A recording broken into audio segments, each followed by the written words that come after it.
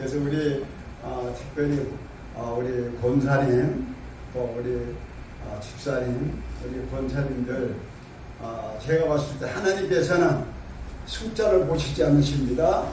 외모도 보시지 않으십니다. 하나님 오직 그 중심만 보시니까 여기 참석하신 우리 사랑하는 우리 성도님들께서 하나님께서 그 본향이라 그래요. 본향. 우리가 믿지 않는 사람들도 그렇게 얘기하잖아요. 죽으면은 돌아갔다라고 그러죠. 근데 우리도 사랑하는 우리 성도님들 다 저도 그렇고 돌아갈 그 아름다운 본향이 있습니다. 거기에는 아무나 가는 게 아니라 하나님께서 구원하신 분만 이렇게 간다고 왔을 때 우리 여기 계신 우리 성도님, 목사님들 많았거든요. 목사님, 사모님, 또 우리 성도님들 하나님의 크신 축복이 있으려 믿고 항상 특별히 또 우리 성도님께서 교회를 위해서 헌신하시고 또 봉사하시고 또 그 노고와 그 고통과 아픔을 하나님께서 특별히 아시고 제가 봤을 때는 하나님께서 특별히 우리 권사님들 또 우리 집사님들 또 우리 권사님들 특별히 사랑하셔서 아름다운 그 본향을 예비하시고 이 세상 떠나는 그날 더 행복하고 더 아름다운 그곳으로 가리라고 이렇게 생각을 합니다. 오늘 본문 말씀은 요한복음 16장 33절 그냥 제가 말씀드리겠습니다. 너희가 세상에서 환난을 당하라 담대하라 내가 세상을 이겨노라 이렇게 말씀하셨습니다. 그 다음 이사야 6장 8절에는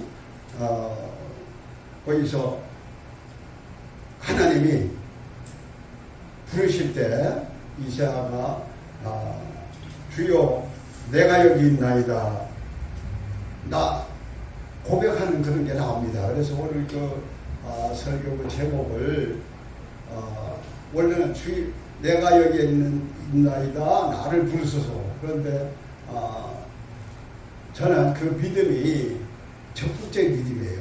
내가 앞장서서 가는 거, 남보다 더 열심히 하는 거, 남보다 더 헌신하는 거. 그래서 오늘 그 제목을 적극적인 믿음, 또 아까 말씀한 대로 담대한 믿음 이렇게 제목을 정했습니다.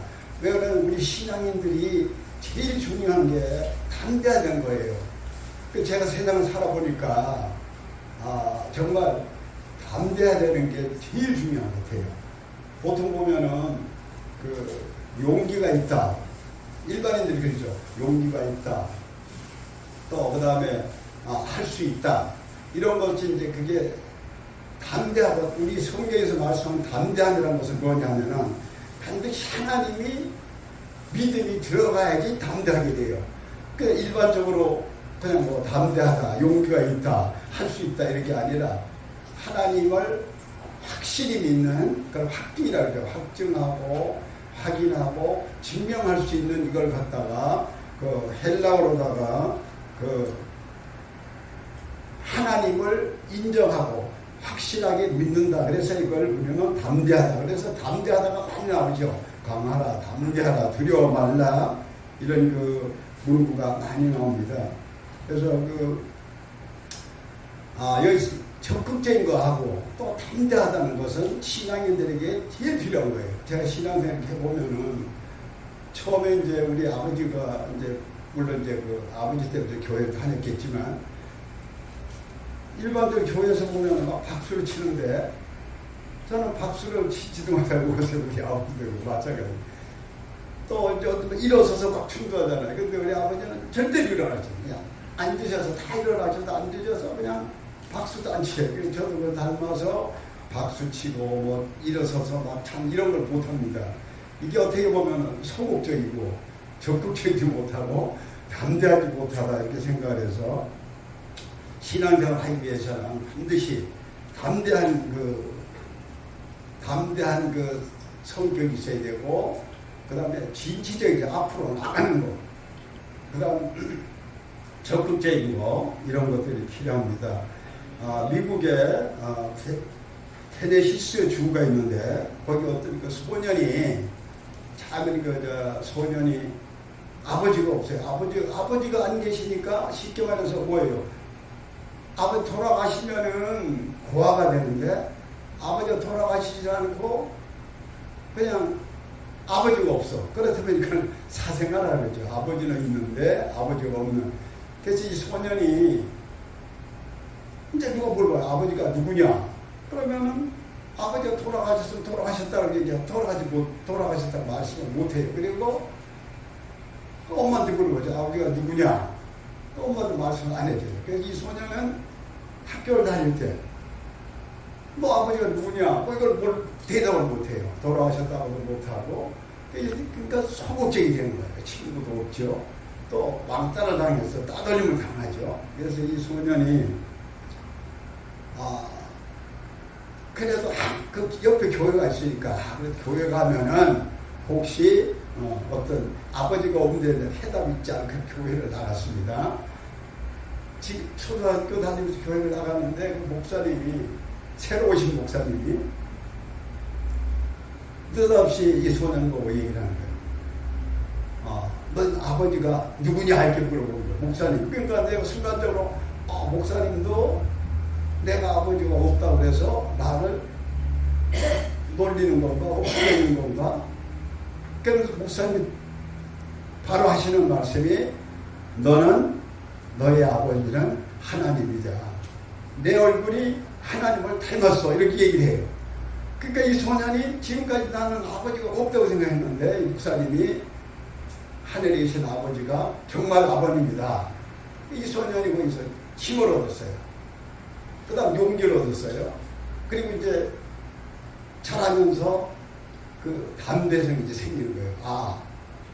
그리고 시당에 붙으니까 나는 나의 아버님은 생각하지 말자. 나의 아버님은 하나님이다. 그래서 그때부터 용기를 가지고 열심히 공부하고 왕따당하고 소외당하고 놀림받던 이 소년이 신앙으로 말미암아서 열심히 노력해서 그 테네시스 그러니까 그 미국의 테네시스 주 지사를 한 번도 아니고 두 번을 한 이 소년이 그 주지사가 되었습니다. 여기에서 이 그 주지사는 어려서부터 소극적이고 아무것도 할 수 없었지만 하나님을 믿는 그 적극적 믿음과 또 그 담대함으로 인해서 이런 훌륭한 인물이 됐답니다. 그래서 하나님께서는 우리에게 그런 담대함을 그렇게 요구하고 있습니다. 본문 말씀에 보면은 본문 말씀에 이것은 이사야에게 부르는 바입니다. 이사야에게 이렇게 얘기를 합니다. 이사야 1.8절에 내가 또 주의 목소리를 들으니 주께서 이르시되 내가 누구를 보내며 누가 우리를 위하여 갈고 하시니 그때 내가 이르되 내가 여기 있나이다 나를 보내소서 이렇게 고백을 하는 겁니다. 이사야가. 근데 이 성경 말씀 보면은 수많은 사람들이 하나님의 부름을 받았어요. 근데 우리도 보면은 우리 마음속에 성부가 있고 성자, 성령이 있는데 성부는 하늘에 계시고 성자는 예수님이고 그 다음에 성령은 우리와 같이 있어요. 그래서 간혹 우리가 생각하다 보면은 어떤 막 생각이 떠오르죠. 또 어떤 그 마음속에서 내가 듣지는 않는데 어떤 얘기를 신앙이 있으면은 그 성령을 만난다고 우리 마음속에 성령이 있습니다. 그래서 보통 일반 사람들 그러잖아요. 또 다른 내가 있다라고 얘기하죠. 내 마음 내가 몰라 이런 말처럼 또 다른 내가 있는데 바로 그게 성령입니다. 그래서 여기 보면은 창세기 그래서 내가 여기 있나이다 나를 보내주셔서 그 순종하는 그런 마음이죠. 그 창세기 22장 1절에 아브라함아 이렇게 불러요. 하나님이. 그래서 아브라함이 내가 여기 있나이다. 그리고 하나님이 말씀을 순종 그대로 따라합니다. 이삭을 자기 100세에 난 아들을 칼로다가 제사를 지내라 이런 것도 다 순종하고 또 그 다음에 창세기 3장 2절에 보면은 그 밤에 하나님이 이상 중에 이스라엘에게 나타나 이르시되 야곱아 야곱아 하는지라 야곱이 이르되 또 내가 여기 있나이다. 내가 어디를 가라. 야곱이 하나님 말 따라서 그 언젠가는 가나 다시 돌아온다는 그런 믿음으로 또 떠납니다. 그러니까 그 고난이나 환난이나 이런 죽음이 닥칠 때도 또 어려운 일이 있어도 하나님이 부르실 때 우리도 하나님 부르시는 음성을 들어 성령이 말씀이 있으면은 우리도 담대하게 또 적극적으로 이게 나가야 될 것입니다. 또 사무엘상 3장 4절 보면 여호와께서 사무엘을 부르시는지라 그가 대답 내가 여기 있나이다. 그러니까 내가 여기 있나이다는 얘기는 순종하는 마음, 또 적극적인 마음, 또 담대하게 하나님께서 명령하는 모든 것을 준행하는 그런 마음입니다. 또 출애굽기 3장 4절 12절에 보면은 거기는 여자들 말씀드린 것처럼 모세도 나이가 80이에요. 그러면은 저보다 더 많은데 그 나이에 불러서 광야에 있는 그 수백 200만 되는 그 동포를 가나안으로 인도하는 그 명령을 보통 사람은 나는 못해야 할 텐데 모세는 또 거기서 내가 여기 있나이다. 모세도 그랬어요. 내가 여기 있나이다. 그래서 하나님이 내 가슴을 거룩한 것이 내 발에서 신문을 벗어라 이렇게 말씀하죠. 그래서 여기에서 내가 여기 있나이다 나를 보내주사 하는 말씀은 바로 적극적으로 하나님을 공경하는 그런 게 되겠습니다. 그래서 근데 저는 사실 우리 그러니까 1740년대 처음 이제 우리나라에 그 천주교가 들어왔어요. 거기 이승훈이라는 분이 있어요. 이승훈이라는 그 이양 우리 할아버지가 돼요. 같은 제가 평창 이신데 이승훈 그러니까 우리 이제 할아버지라고 부르죠. 할아버지가 그때 천주교가 없었어요. 없는데 중국에 갔어요. 중국에 갔더니 그 책이 많잖아요. 천주시리, 천주에 관한 책, 성경 이런 게 있어요. 그래서 우리 할아버지가 그 책을 가지고 와서 우리나라에 와서 공부를 했어요. 공부를 열심히 해가지고 천주교에 대해서 성경도 알고 진리의 말씀도 알고 그래서 세례를 받으러 우리나라는 신부가 없잖아요. 그러니까 세례를 못 받으니까 중국 북경에 가서 세례를 받아요. 세계에서 그렇게 한 게 처음이래요. 신부가 없는 데서 공부를 해서 세례를 받는 것은 이승훈 하나밖에 없다 그래요. 그래서 이승훈 근데 중요한 건 이승훈 할아버지가 와서 이제 세례를 받고 와서 천주교를 이제 학살을 그때는 뭐 기독교는 없을 때니까 우리나라 학살을 시키는데 그 당시 이제 그 할아버지 밑에 4대가 있어요. 그 밑에 아들, 또 그 밑에 손자, 그 밑에 증손까지 고손까지 4대가 전부 순교를 해요. 저희 이제 저로 따지면 할아버지가 되시는데 그래서 이제 저도 마찬가지로 우리 그러니까 그때 외갓집이 정약용이에요. 정약용, 정약전, 정약종 그걸 말씀드렸죠. 정약전은 그걸 뭐라 그러죠? 칼리 들은 걸 뭐라 그러죠? 무서워요? 예? 그러니까 하여튼 믿음이 굉장히 좋고 또 담대하고 어떻게 보면 성격이 아주 진취적인 그런 성격인데 저희 아버지하고 저하고는 그런 게 없어가지고서 그래서 그 신앙도 이렇게 보면은 저는 그렇게 생각해요.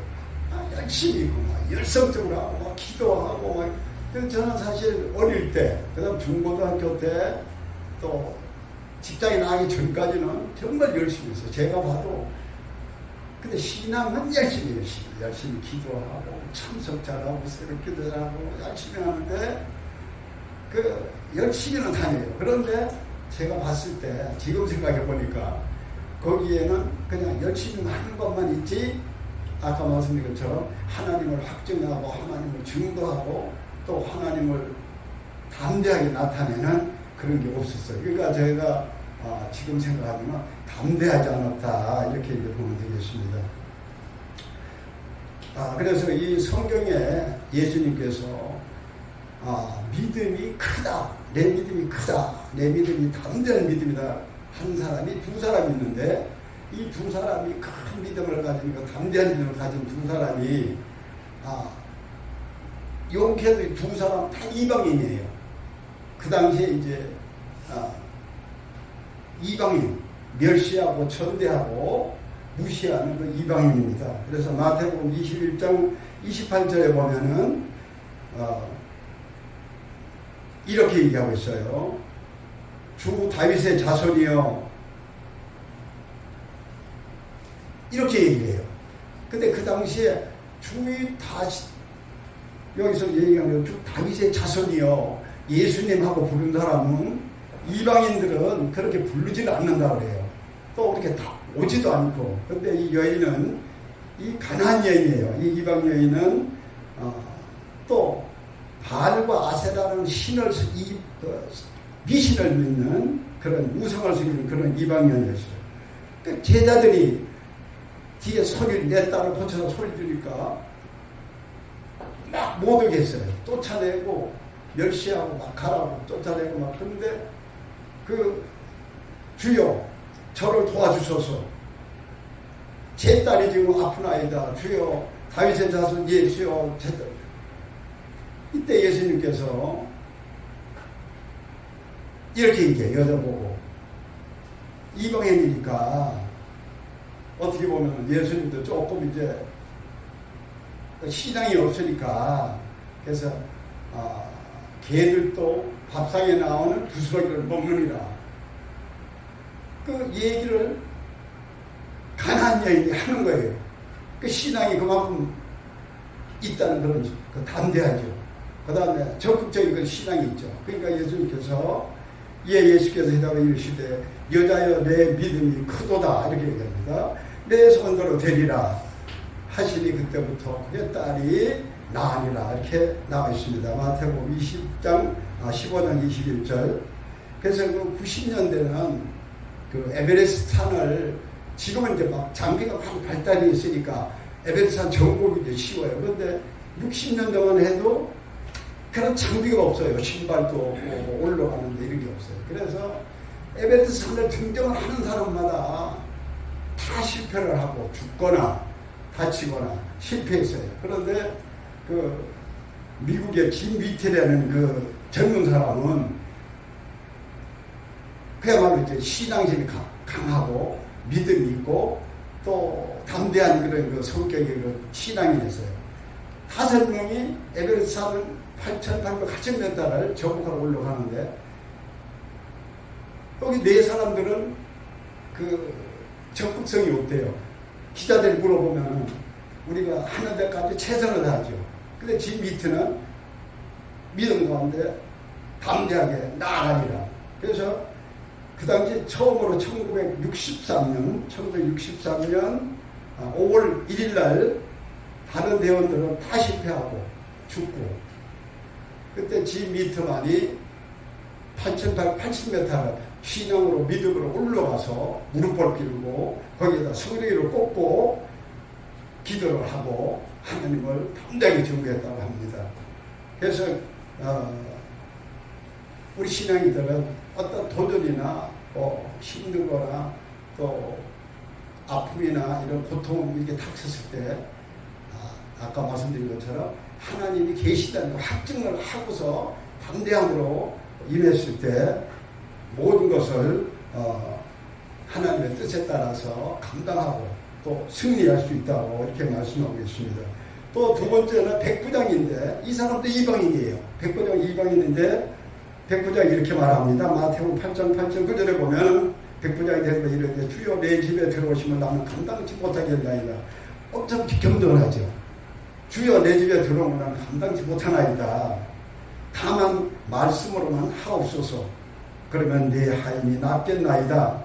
내 아래에도 군사가 있고 가라 하면 가고 또 오라 하면 오고 내 종도라 이렇게 하라 하면은 다 하나이다. 이때 예수님께서 이 말씀을 들으시고 놀랍게 여겼다 그랬어요. 놀랍게 여겨 따르는 자들에게 이르시되 내가 진실로 너에게 이르노니 이스라엘 중에서 아무에게서도 이만한 큰 믿음을 보지 못하였노라 라고 이렇게 이방인인데 이렇게 말씀을 하십니다. 그래서 우리가 잘 아는 루즈벨트 대통령은 그 성경 말씀 중에서도 제일 존경하는 인물이 누구냐? 그 루즈벨트가 여호수아와 갈렙이다 이렇게 얘기했대요. 그런데 그 여호수아와 갈렙을 항상 묵상하며 기도하고 또 신앙 가운데 담대함으로 그렇게 적적인 그 신앙생활을 하는 중에 항상 그 루즈벨트는 그게 들어있어요. 강하고 담대하라, 두려워하지 말라, 놀라지 말라, 내가 어디로 가든지 내 하나님여 너와 함께 하리라는 그 말씀을 항상 마음에 새기면서 여호수아와 갈렙 같은 그런 그 신앙을 본받으면서 신앙생활을 했다고 그래요. 그래서 우리 잘 알죠. 갈렙도 85세에 우리 85세면 뭐 많이 돌아왔을 그 나이인데 저 나이에도 벌써 우리도 한 3분의 한 반은 제 친구들 많이 죽었습니다. 그런데 여기 보면 갈렙은 85세에 이 산지를 나에게 달래는 그런 뭐 진취적인 믿음이 있고 적극적인 믿음이 있고 또 담대한 그런 믿음을 가진 걸 볼 수 있습니다. 그래서 루즈벨트도 항상 마음속에 그 여호수아처럼 또 그 여호수아 1장 9절에 내가 내게 명하기 강하라, 담대하라, 두려워하지 놀라지 말라, 내가 어디 가든지 함께하리라는 루즈벨트가 이 말씀을 항상 가슴에 새겨서 그 이제 선거에 이제 임하는 겁니다. 그러니까 루즈벨트가 이제 기도를 하는 거예요. 하나님, 내게 부딪히는 인생 불가능을 정복하기를 원합니다. 간절한 기도와 간구로 그는 장애인이었죠. 장애인이고 저 소아암의 장애인에다가 또 체구도 그렇게 크지 않고 약하고 몸도 약하고 그런데 루즈벨트가 이런 기도를 드리면서 담대하게 자기는 이제 하나님을 나타내고 적극적으로 선거에 참여해서 대통령이 당선되고 특별히 대통령 다음에 전 세계적으로 공항이 왔어요. 공항이 왔는데 이때 루즈벨트가 다른 나라는 공항에 경제가 폭망할 때 루즈벨트는 하나님을 믿고 기도하고 또 담대함으로 그 역경을 헤쳐나가서 성공을 했다고 이렇게 합니다. 그래서 제가 이제 요즘번에 방송을 한번 보니까 이런 게 나와 있어요. 사형수들이 죽을 때 지금 이제 사형 선고를 했지만 집행을 안 하니까 사실 죽질 않은 거잖아요. 근데 옛날에는 사형을 시켰잖아요. 근데 거기에 온보현이라는 그런 사형수가 있었는데 온보현이는 워낙 성격이 막 강팍하잖아요. 예수님 목사들이 와서 이렇게 전도에 일체 듣지 않고 또 교도소 안에 교도관들이 신앙인들이 많이 있어요. 그래서 기도하고 찬송하고 막 성경 넣어주고 이러는데 온보이는 그걸 번쩍만 채요. 하나님 어디 있느냐? 나는 내가 비록 죄를 범했지만 나는 정당하다. 이렇게 해서 뉘우침이 하나도 없었어요. 그래서 온보이가 이제 사형 집행을 하는 날인데 온보이가 다 당당하게 이제 사형을 하는데 가는 거예요. 근데 이제 사형, 아마 이게 줄로 이렇게 목을 이렇게 매서 아마 교수형을 취하는 그런 교수형을 취하기 직전인데 이 줄이 사형을 시키기 직전에 있는 줄이 이게 꼬였대요. 줄이 꼬여가지고 이 심판관이 이 줄을 다시 바꿔서 하고 하려면 이게 아마 20분이 소요되나 봐요. 그러니까 지금 사형을 온전히 당해야 되는데 20분의 시간이 이제, 그래서 그 감독관이 그러면은 20분간 다시 이걸 수리하는 시간을 주겠다. 그런데 그렇게 하고서 그 온보현이가 기다리고 있죠. 사형 기다리고 있을 때 거기에 있던 그 신우회가 이제 그 교도관 신우회 그 신우원이 교도관이 온보현 하나님이 주는 기회다. 그렇게 얘기해요. 하나님이 주는 기회다. 하나님 너에게 마지막으로 준 기회니까 나 잘 들어. 너는 38년 동안 하나님을 무시하고 멸시하고 하나님을 거부했는데 이제 20밖에 남지 않았어. 너 하나님을 영접해. 그랬어요. 그러니까 온보현이가 여태까지 그렇게 당당한 온보현이가 거기서 무릎을 꿇고 주님 저는 죄인입니다. 저를 받아주십시오. 이렇게 하는 거예요. 그러니까 그 사형수들을 있고 이렇게 보면 기독교란이 있고 뭐 불교가 있대. 그래서 사형 직전에 종교가 없으면은 그냥 사형을 시키대. 유언이 뭐냐.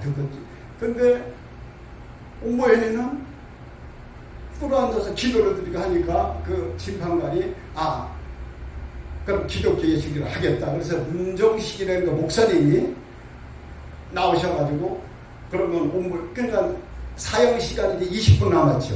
20분 그 사이에 목사님이 문정식 목사님 나오셔가지고 만세만세 열리니 찬양을 부르고 또 온보현이 보고 주기도문을 따라해라. 주기도문을 따라하고 그 다음에 찬송을 하고 그 다음에 문정식 그 목사님이 혼자 놓고서 온보현을 혼자 놓고서 설교를 해요.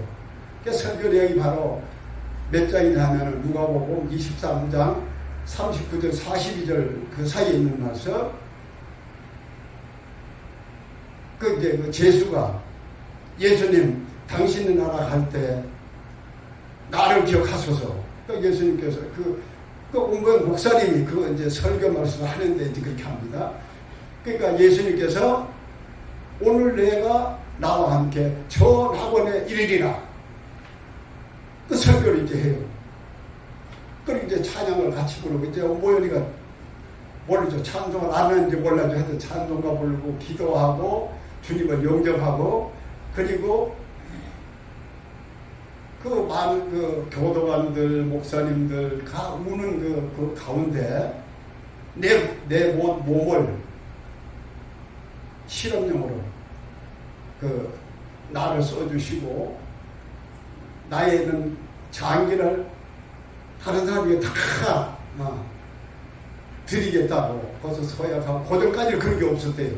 내 몸을 물론 얘기를 했겠죠. 바쳐라. 근데 나는 장기 기증 안 하겠다. 나는 그냥 사용을 하겠다. 그러니까 온보현이 모든 걸 바치고 그리고 할렐루야를 외치면서 그렇게 사형을 당했다고 합니다. 그래서 여기에서도 온보현이가 어떻게 보면 담대한 믿음이 있죠. 담대하게 끝에이지만 담대하게 또 적극적으로 내가 하나님을 주님 앞에 무릎을 꿇겠다는 그걸 표현함으로써 아마 천국에 갔으리라고 이렇게 생각합니다. 그래서 그 마태복음 사도행전 20장 24절에 우리가 너무나 잘 아는 그런 말씀입니다. 오직 성령이 각성에서 내게 증문하여 결박과 환난이 나를 기다린다 하시나, 이거는 뭐냐면 이스라엘에 들어가면은 사도 바울이 이제 죽게 돼 있어요. 근데 그 직전에 가기 전에 결박과 환난이 나를 기다리고 하나 내가 달려갈 길과 주에게 받은 사명 하나님의 은혜 복음을 증언하는 일을 마치려 하면은 나의 생명조차 조금도 귀한 걸 여기지 않겠다. 이렇게 사도 바울이 얘기를 합니다. 시간이 멀면 모서 그냥 끝을 맺겠습니다. 결과적으로 지금 말씀드린 모든 것들은 우리 신앙은 담대해야 되고 적극적이야지만 천국을 우리가 바라볼 수 있습니다. 또 천국을 들어갈 수 있습니다. 그런데 요한복음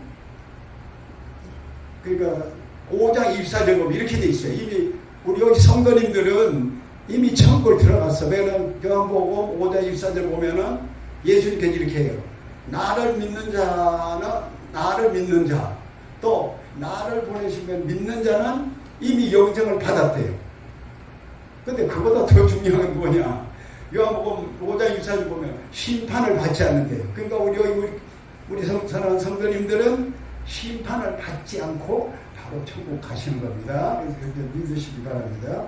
그래서 결론으로 우리가 연약한 생활을 하는 것은 하나님께서 우리에게 원하시는 생활이 아닙니다.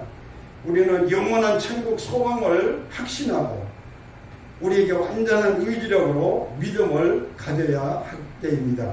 로마서 8장 23절 2절은 생명의 성령의 법이 죄와 사망의 법에서 너를 해방했습니다. 했습니다. 우리는 영원히 사는 것을 믿고 우리의 육체의 연약함이나 고통이나 아픔을 우리는 담대히 이겨나갈 수 있습니다. 메마른 땅과 사막에서도 나무가 자라고 열매를 맺습니다. 그 뿌리가 땅속 깊은 곳에 있으면은 물의 근원에 닿아 있으면은 잎이 구성하고 풍성한 열매를 맺을 수 있습니다. 우리는 연약합니다. 우리는 약합니다. 또 악한 세상에서 사탄의 유혹에 우리가 처해 있어도 하나님의 은혜와 능력의 샘의 뿌리를 우리가 뻗기만 하면 우리의 신앙의 뿌리를 하나님의 샘의 뿌리를 뽑기만 하면은 하나님의 은혜와 또 그 거룩하고 신령한 믿음의 영원한 생명의 열매를 풍성하게 누릴 수 있습니다. 우선 시간 때문에.